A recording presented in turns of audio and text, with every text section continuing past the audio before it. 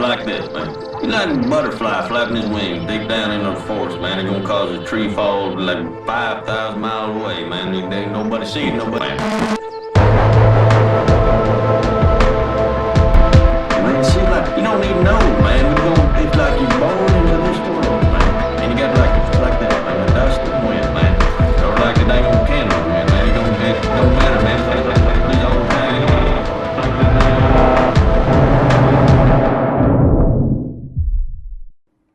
All right, Thomas, welcome back to the Jay Burden Show. How you doing, man? I'm doing very well, man. Thanks for hosting me again.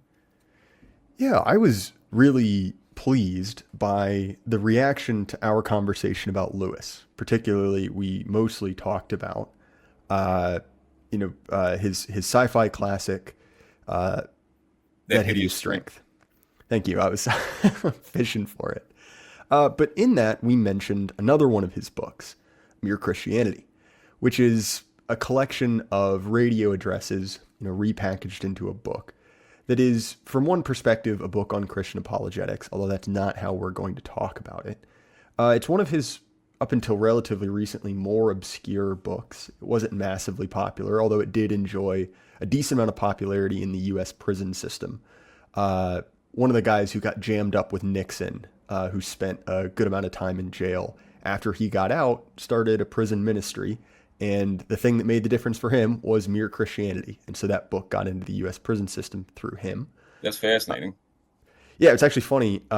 You and I had been talking about it. Someone had said that in a comment. And then, weirdly enough, last Sunday, my pastor mentioned that in a sermon. And I was like, what are the chances, right? It's kind of, No, he was an impressive guy. I assume he's the same guy who presided over your wedding.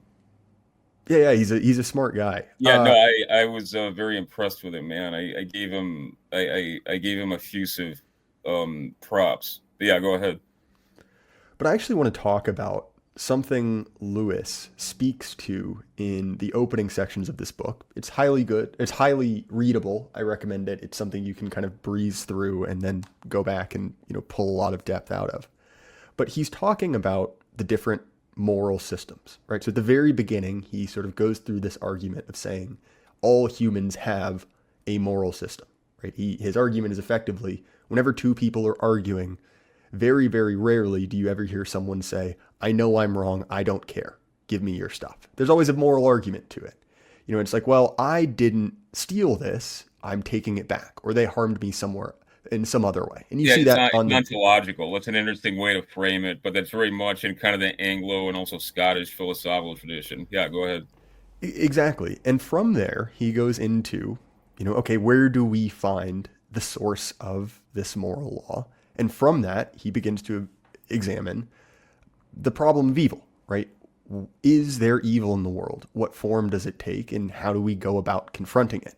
And he looks at several different ways humans have done that. And particularly in this section, he contends with the idea of dualism, which is the idea that good and evil are equal and opposite forces fighting forever.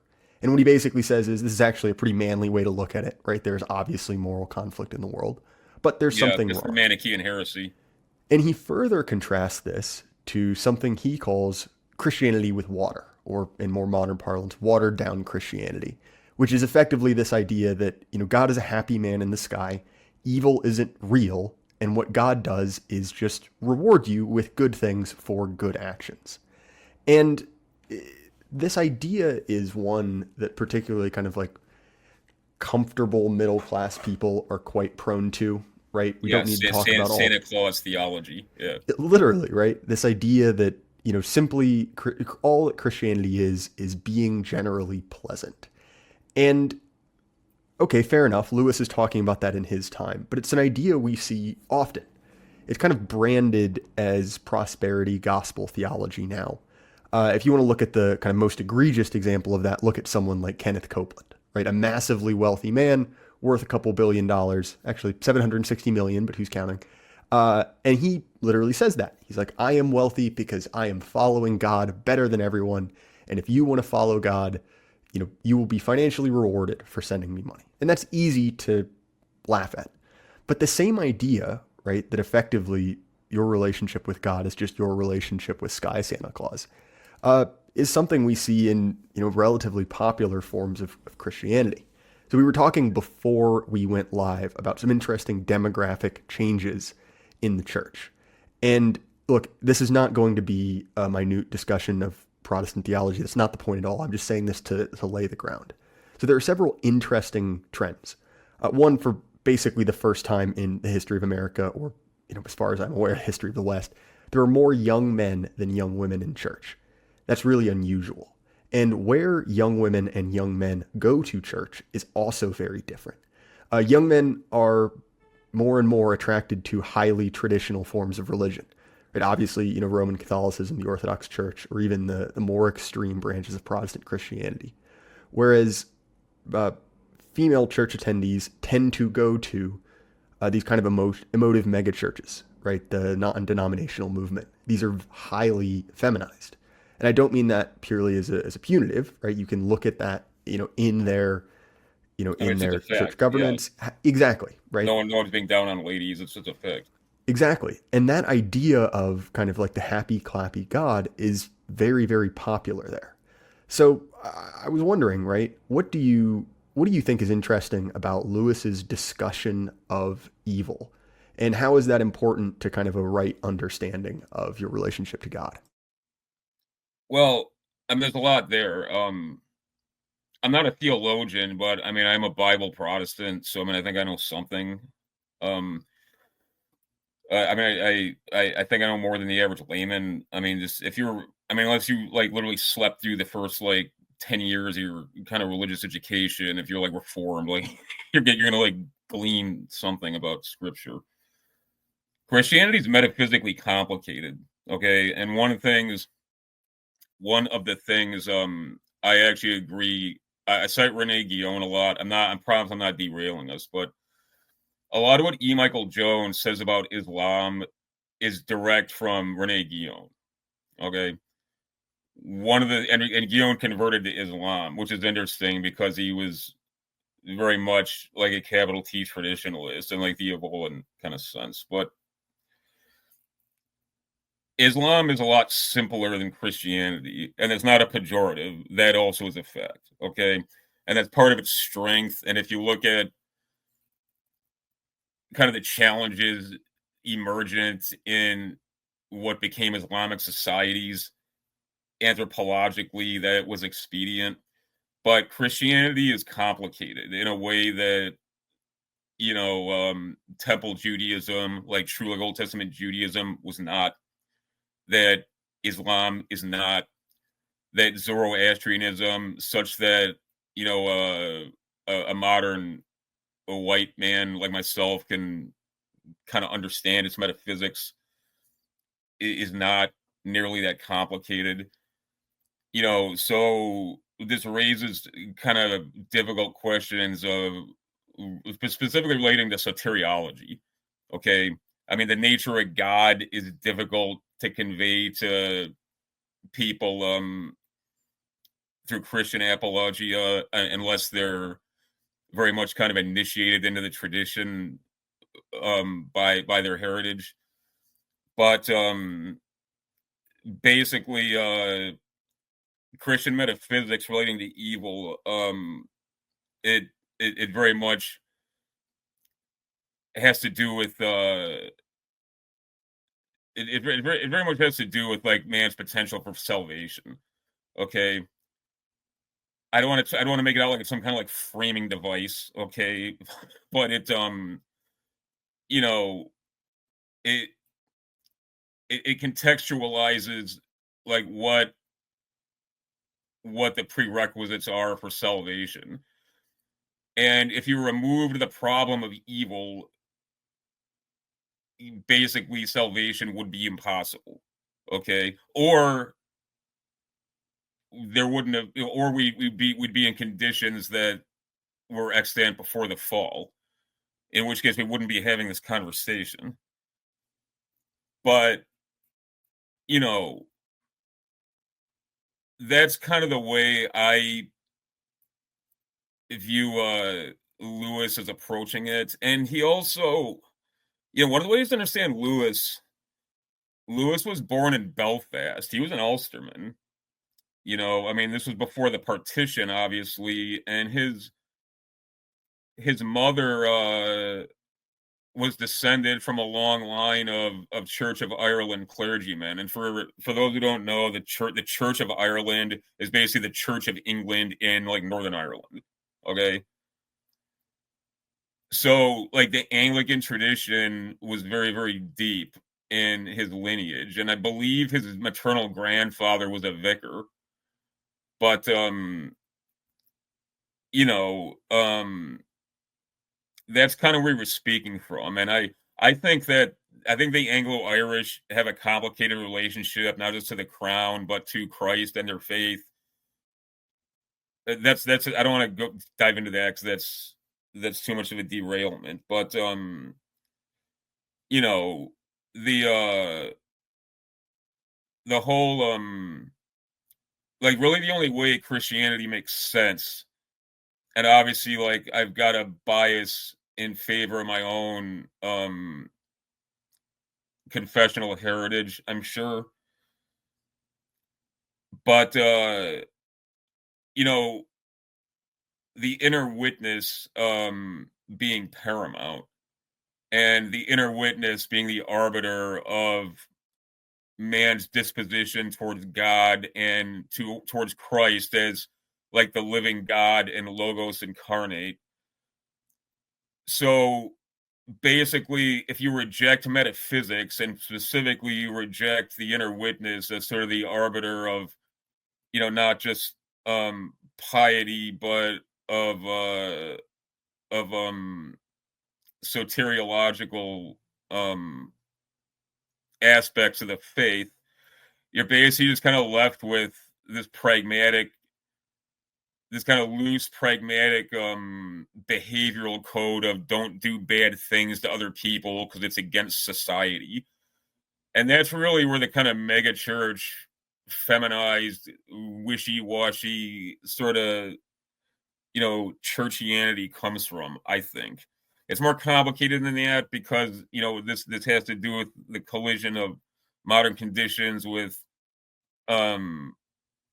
theological matters, which is obviously ongoing and has been for 500 years.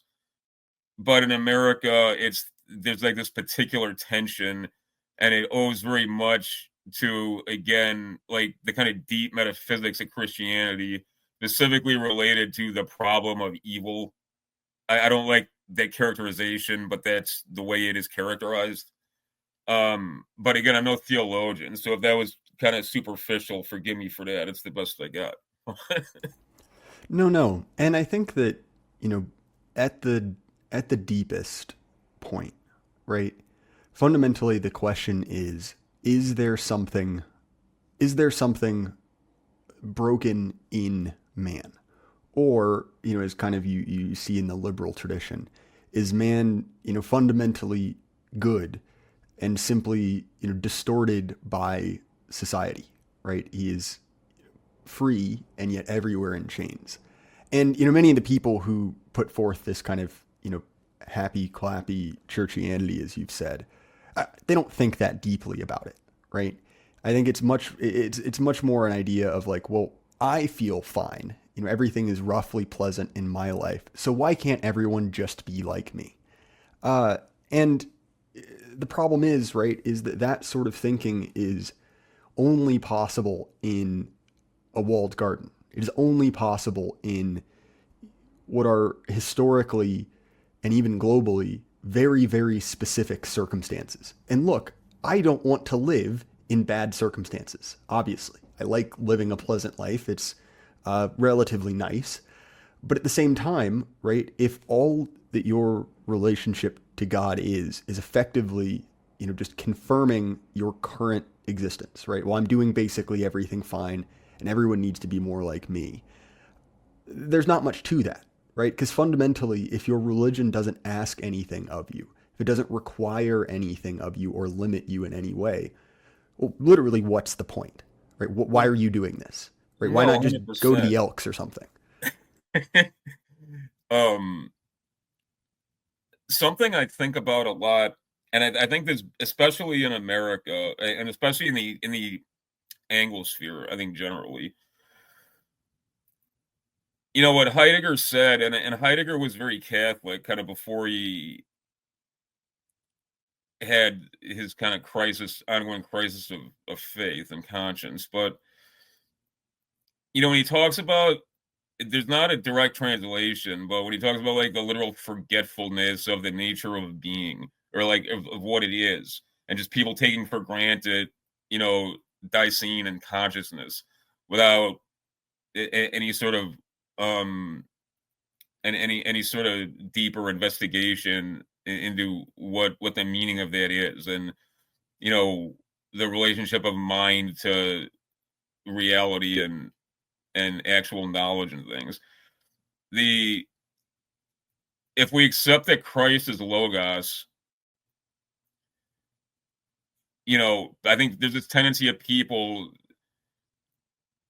to just kind of subconsciously convince themselves that, oh, well, at one point man just became this like rational animal, like capable of scienter and like higher psychological existence. Like it just like happened, like the grass growing or something. Like you don't realize that like that's not man's like natural state, you know. So I think that's part of the problem. Like this idea, like, well, what's the significance of this? Because you know we've accomplished this progressive society, and of course man's guided by reason. I mean, there's all kinds of problems with that sort of conceptual prejudice anyway, obviously, but kind of the things that like man coming to reason, you know, that's not to say like Aryan man was totally irrational and modern savagery before that. Obviously not the case at all. Like we're the heirs of the Greco-Roman tradition, and beginning with the pre-Socratics. I mean, obviously, like, you know, higher man was able to apprehend Logos in like incomplete capacities, you know, but Christ was the realization and perfection of that process, you know, and that's basically what God gifted specifically to the elect, you know. But this idea that that's just something that happens, I think, is part of the problem. That might be too abstract for the conversation, but I think about this a lot, and I'm convinced that that's a big part of what's lacking in the theological conversation here in America. Well, it's definitely true, right? It is, and it's, I get it, right? It's very human to assume effectively that, you know, where I am is the exact logical endpoint, right? That things could only have led to a life such as mine. And look, like, this is also difficult because you're dealing with effectively institutions led by people who are, shall we say, well-intentioned but not particularly deep thinkers, right? These tend to be, you know, thoroughly middle and lower middle class institutions all the way through. And like you said before, Christianity is very, very complicated.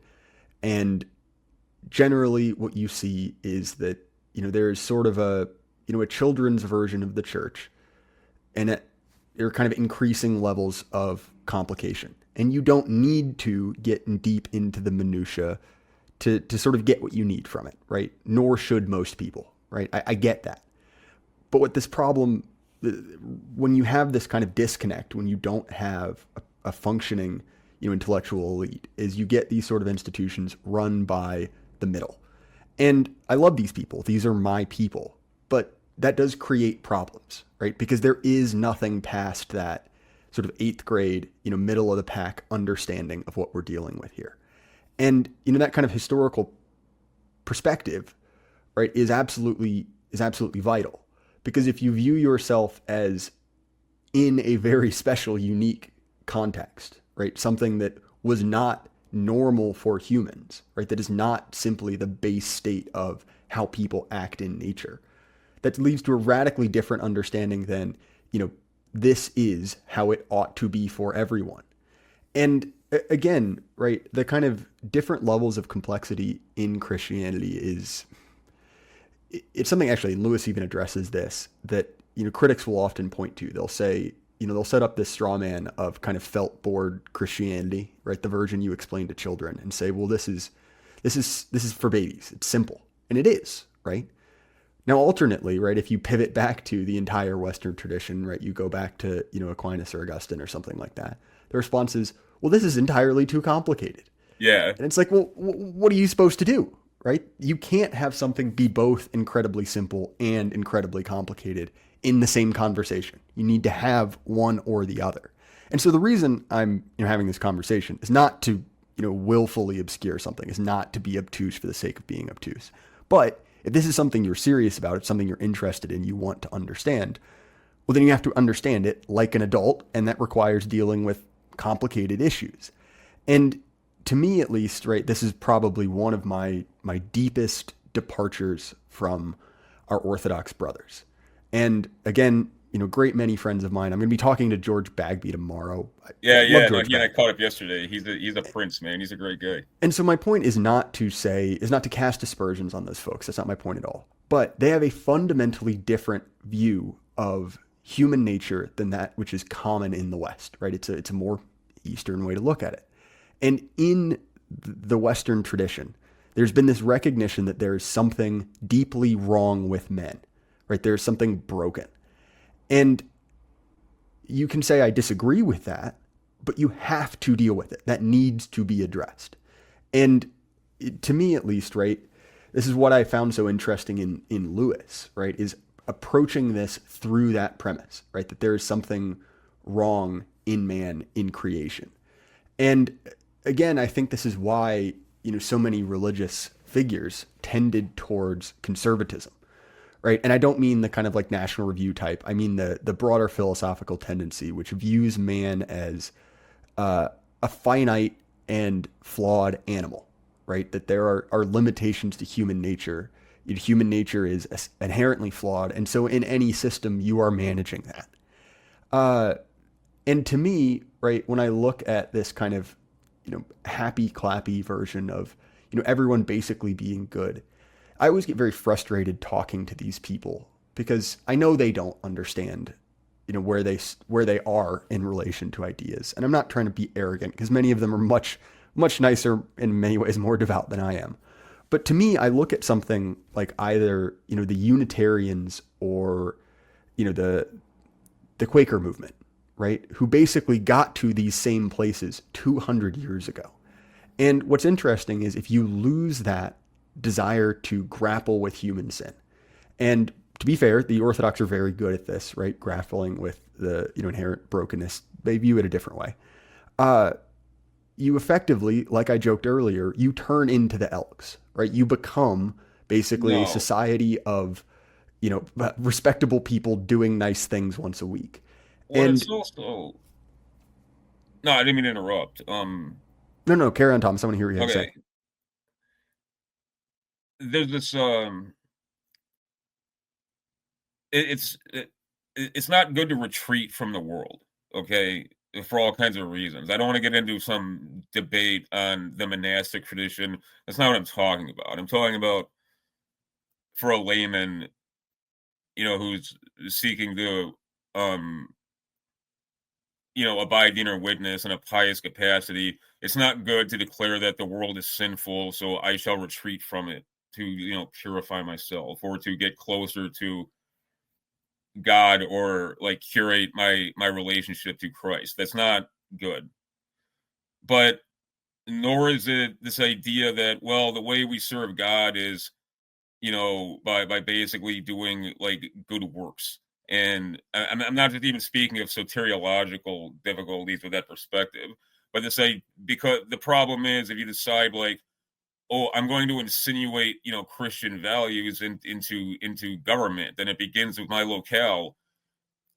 It's like, okay, well, then you're basically talking about like, the business of pragmatic administration, and that's not what theology is about. It at the end of the day, and this sounds macabre to modern ears, you like the way the ancients looked at it, including the church fathers, the earliest church fathers, like basically like your spiritual awakening begins when you die. You know, what happens here is really not that important. It absolutely is important for, the sake of one's immortal soul. And Earth is this plane, mortal plane, is the literal battleground, between God and the enemies of God and Satan. But like this idea that it's absolutely paramount that we somehow bring godliness in it, which axiomatically leads to like a diminished understanding of such things and a kind of the day-to-day business of life at scale. That's not a good thing at all. But the alternative is, and speaking of the Orthodox, I've got a whole lot of esteem. I mean, he's long dead, but I got a lot of esteem for William Peter Blatty. He wrote The Exorcist and the Ninth Configuration. He was a Chaldean Christian, I think, but he very much was at least adjacent to the Orthodox. In Legion, which they made into the film Exorcist 3, this dialogue's not in the film, it's in the book. Like Kinderman, who in the movie is played by George C. Scott, he's like talking to his priest friend, and he posits that the Big Bang was Satan crashing down onto this plane of existence after the war in heaven, and the subsequent universe of matter is his like broken corpus, and life as we know it is like Satan trying to become a whole again. And that's like the Manichaean heresy in a nutshell. And there's aspects of that even in very mainstream orthodoxy that remain. So this idea that we've got to condemn the world, okay, that's as bad as this idea that we've got to kind of like diminish and dumb down the faith, to make it like palatable to the subjects of the public administration. I'll hand it back to you in a minute. The strength of C.S. Lewis, I think, he's very much in the tradition of Hume. And the Anglicans who have their shit together, they're basically arguing for a hard anthropic principle. That's an incredibly complicated concept, and it's relevant to everything from theology and soteriology to quantum physics to neuroscience.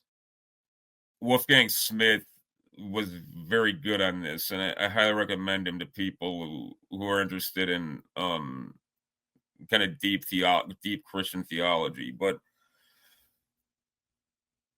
Lewis's point is basically a Hume point, and it's that, well, Christianity just makes sense according to practical reason, and abiding a hard anthropic principle.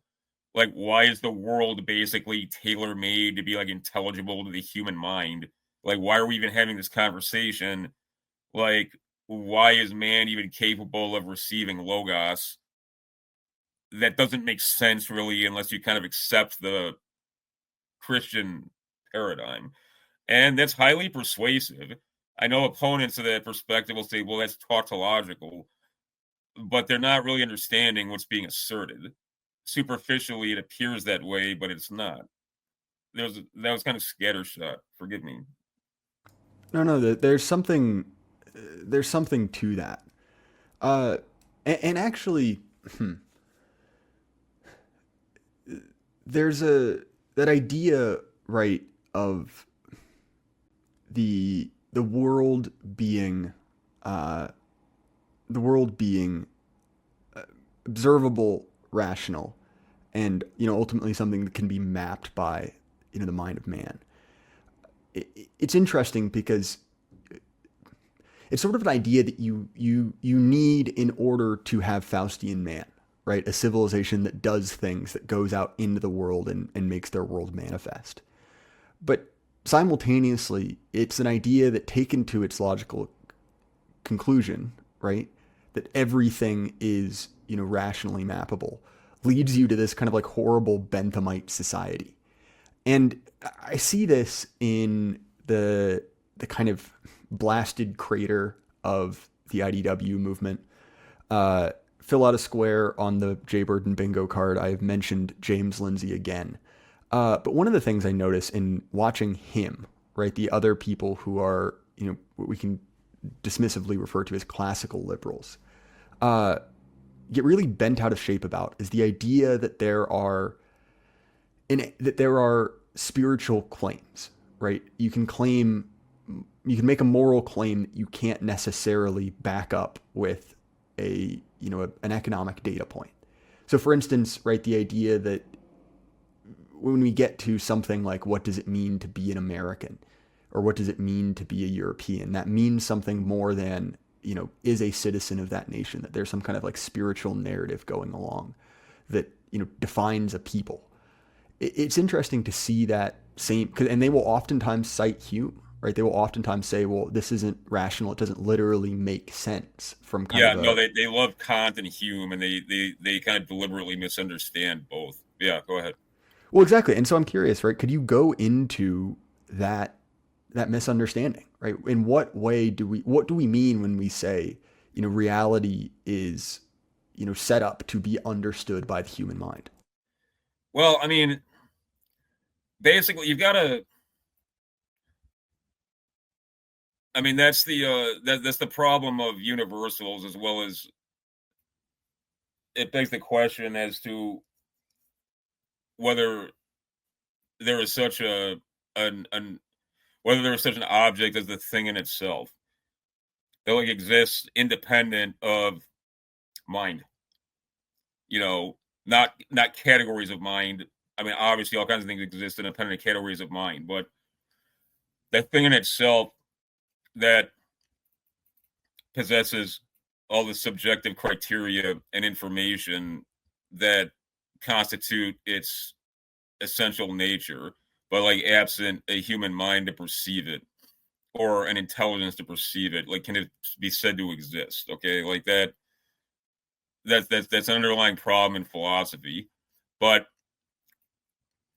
the anthropic principle, like I said, there's stuff that's really kind of beyond my knowledge base in quantum physics that have to do with the nature of time, like at scale, and how and why like humans are able to perceive time the way they do.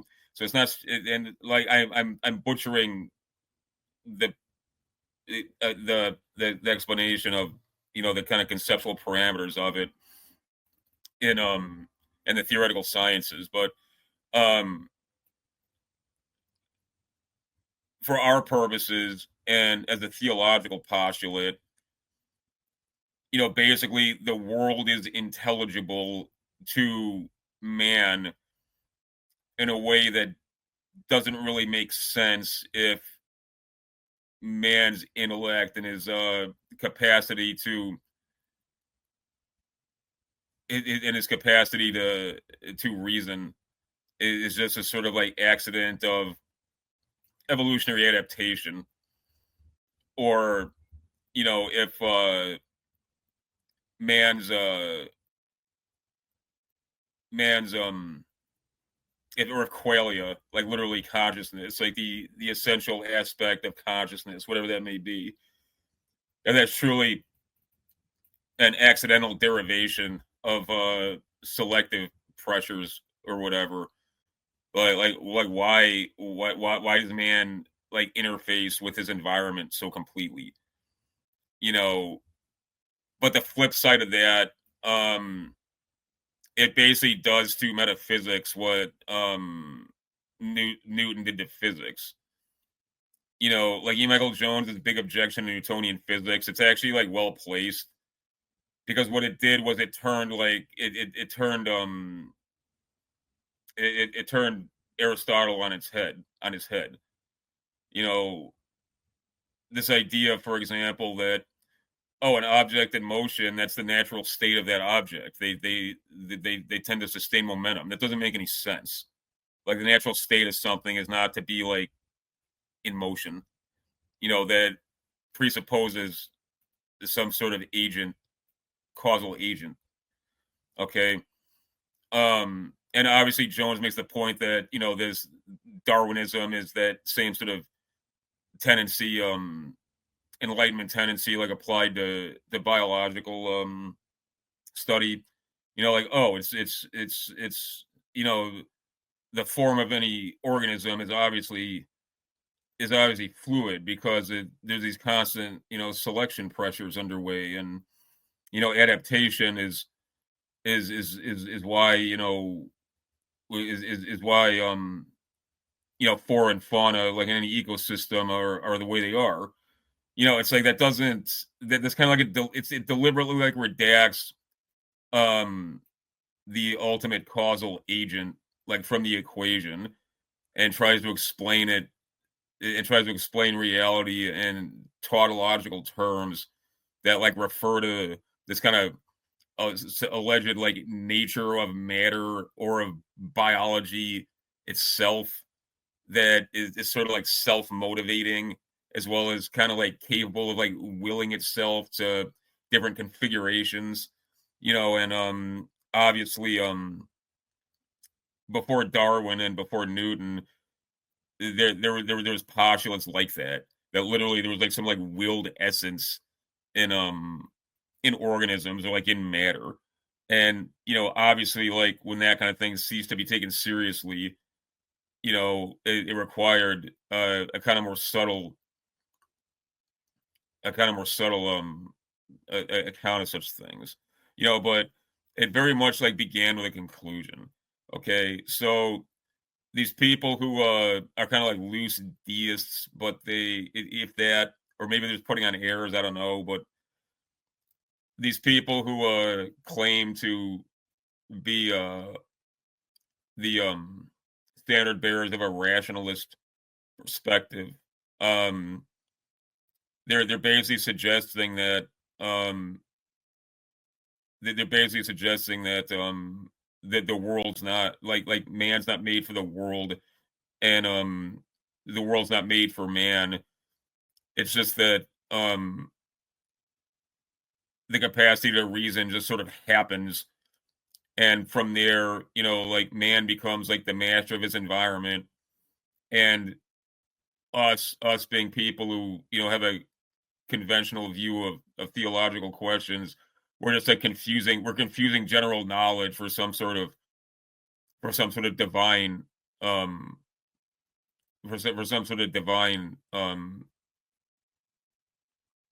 enterprise.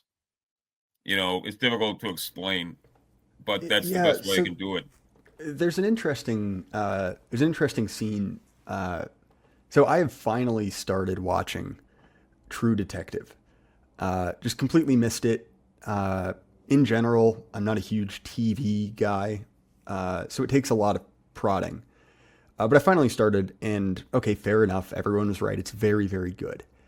But there's a scene when the two main characters are driving around the backwoods of Louisiana, where Woody Harrelson is basically like, all right, to Matthew McConaughey, like, what do you think? Tell me what you think. And what McConaughey says is this form of nihilism, right? Where he basically says, I believe human consciousness is the biggest mistake possible, right? That effectively, man is the animal unlucky enough to have self-awareness. And the interesting conclusion, and he brings this up, is like, I think that the best thing for man would simply be to, for everyone to kill themselves. And look, I haven't watched the rest of the show. I watched episode 1, so I don't know where this goes from here. I'm not trying to make some analysis of the show from that point. But I do think that that's an interesting explanation, right, of nihilism, right? The idea that nothing matters. And, my friend Athenian Stranger is always talking about how, we live in an era of nihilism, right? Where people, even if they don't say it, have this belief that nothing really matters. And there's almost a way in which, right, the idea that, well, everything is basically just fine, God is a nice man who rewards us for nice things, it is weirdly enough an extension of nihilism, right? It's a denial of the it's a denial of the fact that things matter, right? That there is a genuine kind of like moral contest in the universe that matters more than simply, am I generally pleasant to the people placed around me? Oh no, it's And definitely a kind of passive nihilism, 100%. Yeah. No, go ahead. I'm sorry. exactly, because one of the things that I really enjoy about Lewis, and I tend to like in media otherwise, is an idea of, the fact that there is a great moral contest, right? There is evil in the world. And it's something that you and I brought up when we were discussing That Hideous Strength, because that, in Lewis's book, there are evil forces, right? There is darkness that needs to be confronted more so than just by being vaguely pleasant. I'll go back to it over and over and over again. But one of my favorite moments in the second book of the Space Trilogy is when Ransom, is talking to the devil and realizes that I can't convince him. I can't reason my way out of this. If I don't stop him, he will, conduct a second fall, and this planet will end up like Earth. And he just picks up a rock and beats his brain in. Right? He realizes that evil is not something to be dealt with. It's something to be fought against. And Lewis has very kind words to say about dualism, right? This is someone confronting the problem of evil in the world and recognizes that there must be a battle between good and evil. And so I don't want to be trite here. You've mentioned earlier, I can't remember who you were talking to, right? That from the Christian perspective, right, God wins in the end. And the material world from that perspective is not what ultimately matters.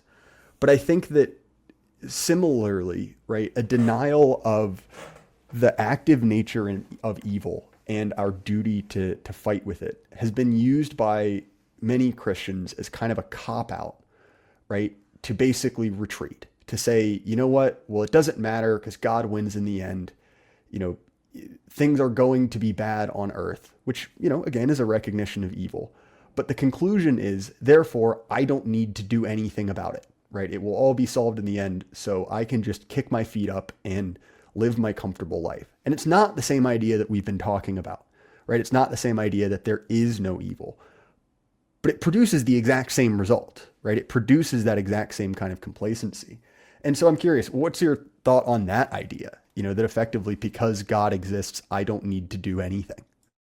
Yeah, and that's one of the reasons why, like I said, it's a bit different, but that's one of the reasons why this tendency to retreat from the world as viewing the world as nothing but an um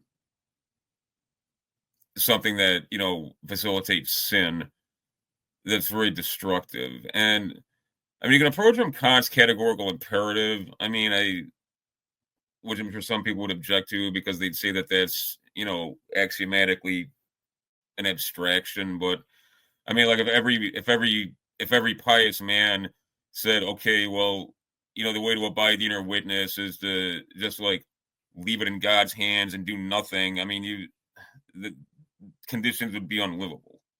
I mean, like, and it's Well, and unless you think that this is simply a straw man, you hear this all the time, right? Whether no, from people like Dreyer or from the kind of quote unquote principled conservatives, right? Who I view as basically the kind of houseboys of the regime. no, they Uh, are. it's that idea that it would be wrong to do anything, even if it's within your own power.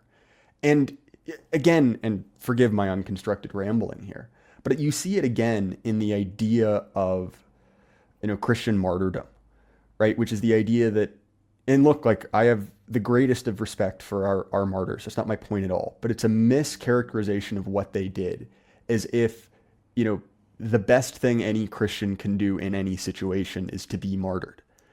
You know, Yeah, that's something you should never seek it. Like that's common to both Christianity and Islam. Like you should embrace martyrdom if God calls you as like a soldier of Christ, or a mujahid if you are a Muslim.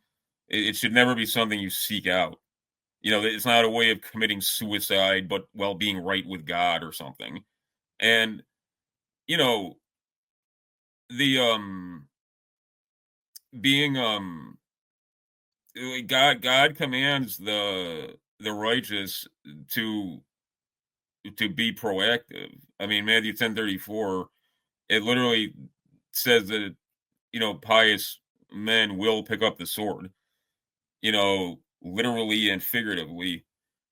Um, and it's also too, there's something like what a lot of people I think don't understand about a lot of the continental tradition, philosophical tradition, particularly lineage like Fichte, Schopenhauer, Nietzsche, Heidegger. They were drawing upon a lot of Christian concepts, like admittedly, or at least concepts that resound in Christian metaphysics. And there is an aesthetical aspect to it. It's not remotely, um, common to the classical interpretation of the aesthetical judgments that should be rendered on acts or omissions within a human life. But, there is a timelessness to God and everything that partakes of fealty to God through the living Christ. Refusing to defend the faith, refusing to stand on business, even if it makes your life difficult and uncomfortable and leads ultimately to you being martyred. Basically, what resounds in eternity is the fact that you are a coward, physically and spiritually, you know, um, and that absolutely that's a significant to one's salvation as as is any other criteria therein. Like this idea, like, I'm pious, like I don't fornicate, I don't, I atone for my sins, by direct appeal to God. Um, I lead a Christian life through the avoidance of you know, um corporeal temptations, but I hide in my house and don't do anything that would put me in spiritual or mortal jeopardy. I mean, that's a ridiculous cop out. One of the reasons you do need to be out in the world, and I don't want to make this anecdotal or or corny, but I never was an atheist. I never like left my belief in God, but like when I ended up in horrible conditions and was like homeless and stuff, and like that's like what made me really like a fervent believer. It's when like I entered into like a real dialogue with the inner witness, because I was surrounded by really evil stuff every day. Um, you know, and I think a lot of people, you can literally hide from the devil.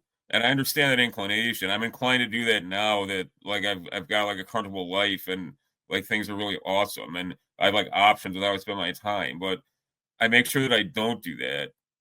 Like that's one of the reasons why I do, without putting myself in positions that are gonna like beat me down spiritually or make me feel psychologically low. You know, I do make it a point to immerse myself in some of these environments because a pious Christian, he needs to confront Satan.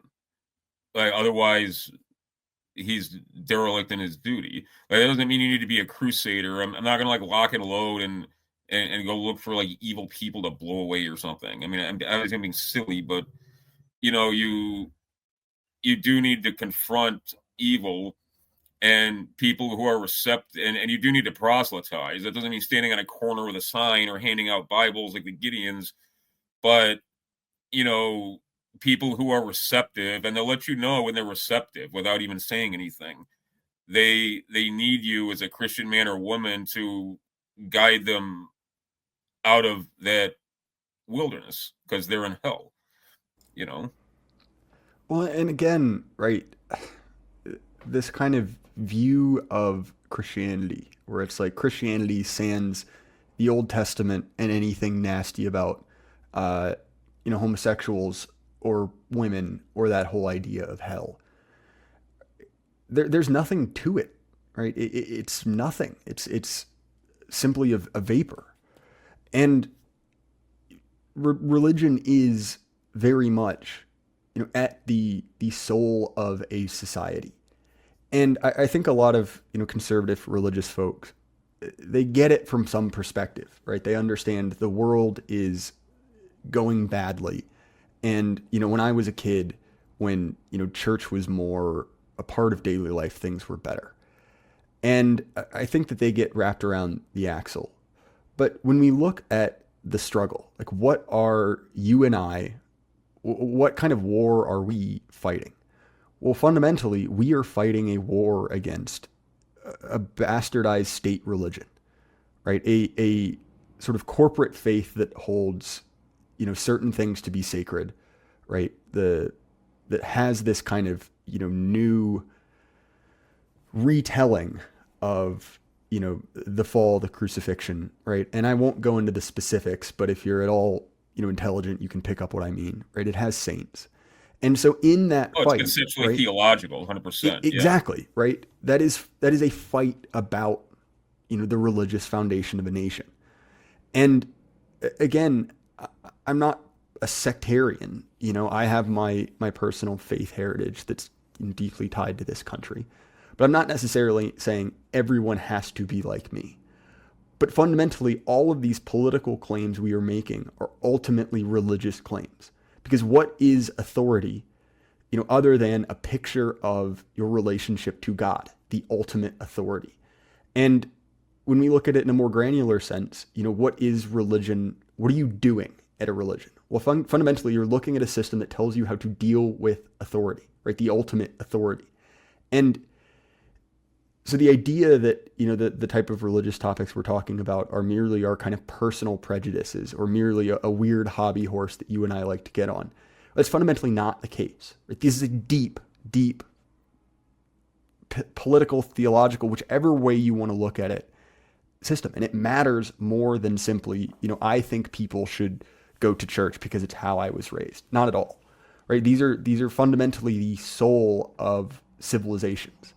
And again, there were great civilizations that were not Christian. I'm not saying that, merely by being Christian by some definition, you will have a great society. I mean, look at the Congo, right? It's not a particularly pleasant place to live. I wouldn't even say it's really a civilization as much as it is a zone where people, scratch out a subsistence living, right? That's not my point either. But to say that, this is unimportant, this is simply kind of like, intellectually jacking off. It's unserious. And, these issues are fundamentally the same ones we're talking about when we're talking about, the Nuremberg regime or anything else. It is the question, right, at the root of all of this. And, when we look at these kind of like happy clappy, everything is ultimately fine, versions of theology, we'll look at the politics it produces, right? It's the bizarre conservatism of, the rules-based international order of, the HR department. All of these things are basically mandated pleasantness, right? It's the same idea expressed differently. So sorry, that was a bit of a rant from me, Thomas. No, do you see what I'm getting at? Yeah, no, that was very cogent. Well, yeah, it's that lack of seriousness is one of the major reasons why the triumphant ideology that underlies globalism, it discredited itself basically within a generation. So I think people didn't see that's one of the things that's wrong with I mean new atheists are just lol cows these days, but people who are a bit softer and less obtuse but still kind of within the same ideological tendency, they don't understand that they're not really in the game in terms of historiography. One of the things nobody saw coming, and which was not the sole proximate cause, obviously, but was an essential cause, the collapse of the Soviet Empire and the entire, Second World, as it was called in strategic studies, was the reemergence of religion in earnest.